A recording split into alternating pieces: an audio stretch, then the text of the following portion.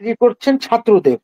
এটা আমি বলছি না, উনি বলেছেন যে আমি ছাত্ররা আমাকে এখানে বসিয়েছে, আমি ওদের চাকরি করি, যেদিন বলবে যে আপনি চলে যান সেদিন চলে যাব, আর কারোর কথায় আমি যাব না।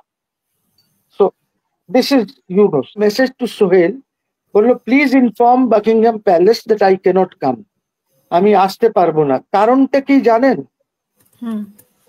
কারণটা হচ্ছে যে আমার কুকুর অসুস্থ আছে, আই ক্যানট গো।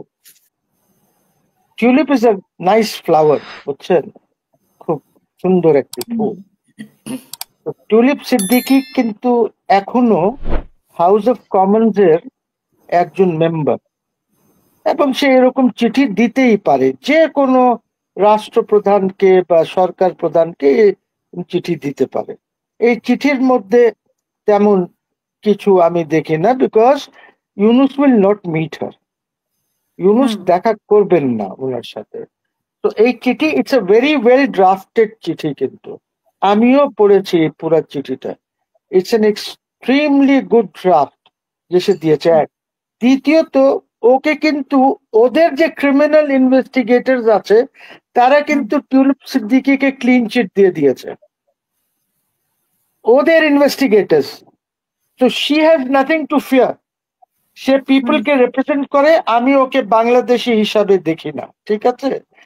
সো সে যেটা করেছে এইটা আই থিঙ্ক ভালো কাজ করেছে, যে সে একটি মিটিং রিকোয়েস্ট করেছে, এবং এই মিটিংটা সে রিকোয়েস্ট করেছে জেনেই শুনে করেছে যে ওনার সাথে অ্যান্টি কারাপশন কমিশনের প্রধানও থাকবে, গিয়েছেন লন্ডনে। So I think she has every right. আপনি যখন একটা ব্রিটিশ সিটিজেনকে, একটা ফর্মার মিনিস্টারকে, যদি আপনি, আর যে মিনিস্টার একটা ক্লিন চিট পেয়ে গেছে, see I am not advocating for Tulip, আমি বলছি যে চিঠিটা খুব সুন্দর হয়েছে, it's a very well crafted and drafted letter, ঠিক আছে? এখন it will now depend on Yunus, যে ইউনুস সাহেব কি করেন। ইউনুস সাহেব তো কোনো পাবলিক অফিস কোনো সময় হোল্ড করেন নাই, এখন তো উনি চাকরি করছেন ছাত্রদের। এটা আমি বলছি না, উনি বলেছেন যে আমি ছাত্ররা আমাকে এখানে বসিয়েছে, আমি ওদের চাকরি করি, যেদিন বলবে যে আপনি চলে যান সেদিন চলে যাব, আর কারোর কথায় আমি যাব না। So this is Yunus. Anti corruption commission এবং বাংলাদেশ ব্যাংক গভর্নর যে গেছেন, ওইখানে দু একটা সেমিনার্স আছে, সেখানে হলো এই মানি রিকভারির ব্যাপারে সেমিনার্স কিছু আছে, এবং এমনও হতে পারে যে they might be talking to some international consultants সেখানে, বিকজ ওদের সাথে আলাপ করতে হলে আপনার অ্যান্টি কারাপশন কমিশনও লাগবে, বাংলাদেশ ব্যাংকও লাগবে। তবে আমার জানা মতন ভালো হতো যদি এই যে প্রাইভেট প্রাইভেট ব্যাংকস বলতে যেগুলি আপনার এস আলমের ব্যাংক, অমুক ব্যাংক, তমুক ব্যাংক, এইগুলির থেকে যে লুট করা টাকা আছে, যদি এরাও এইটার মধ্যে ইনভলভ হতো। মিয়ারলি গভর্নমেন্ট ইনভলভ হলে এই টাকা কোনোদিন আনতে পারবেন না।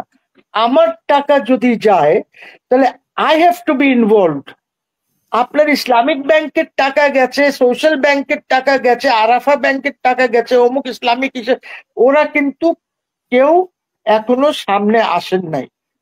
প্রত্যেক দেশ এই কথা ওদেরকে বলে, হারিকেন, আমার মার্কা কিন্তু হারিকেন, মুসলিম লীগের, হ্যাঁ, ওদেরকে হাতে হারিকেন দেবে, বলবে যে আপনি এটা যে একটু পথটা ঠিক করে দেখে যান, কিভাবে যাবেন আপনি, because this private banks will have to come forward. এইটা গভর্নমেন্ট গেলে একটা টাকা, একটা টানা পয়সা আসবে না, ঠিক আছে? And this will have to be done through highly acclaimed international lawyers.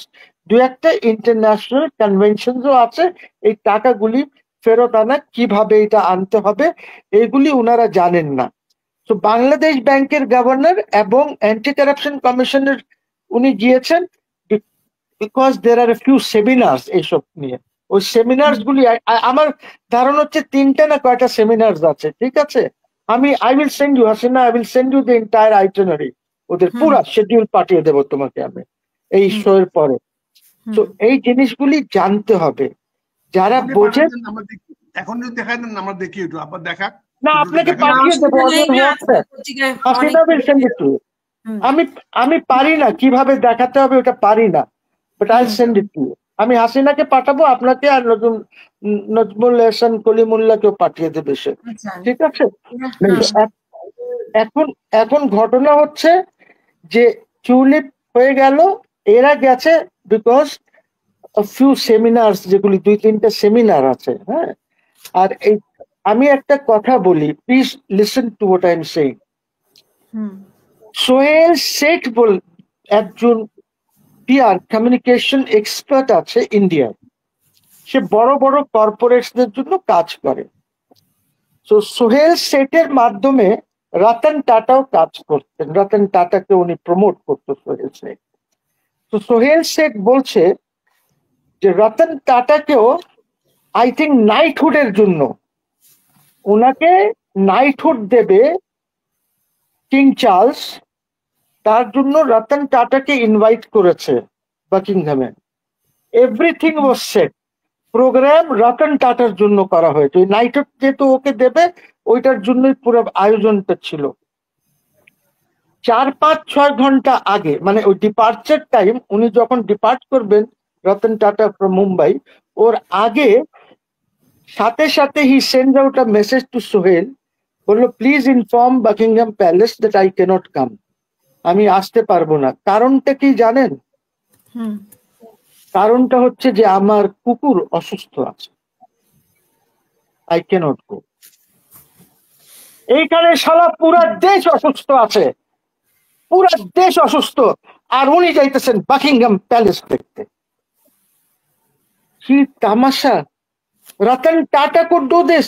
উনি তো লরেট, কি লরেট বলে না কি বলে আমি জানি না, উনি একজন লরেট। তা উনি লরেটের এত শখ কেন, এত আনার? উনি কি বলতে পারতেন না যে আমার দেশে প্রবলেম আছে, I can't leave the country now? উনাকে কালকে যদি কোনো কেমন আইল্যান্ডসও ডাকে উনি চলে যাবে, যে কেউ ডাকে। উনি এইটা জাস্ট লাইক দীপমণি, দীপমণিরও এই অভ্যাসটা ছিল, ওই প্লেনেই থাকতে চাইছে সে, মেল ভার্সন। হ্যাঁ হ্যাঁ, she did nothing for Bangladesh, achieved nothing for Bangladesh. You see, যখন সেক্রেটারি অফ স্টেট হিলারি ছিল তখন বাংলাদেশের সাথে রিলেশনশিপ ভালো ছিল, ওইটাও নষ্ট করলো সে। she screwed that up totally.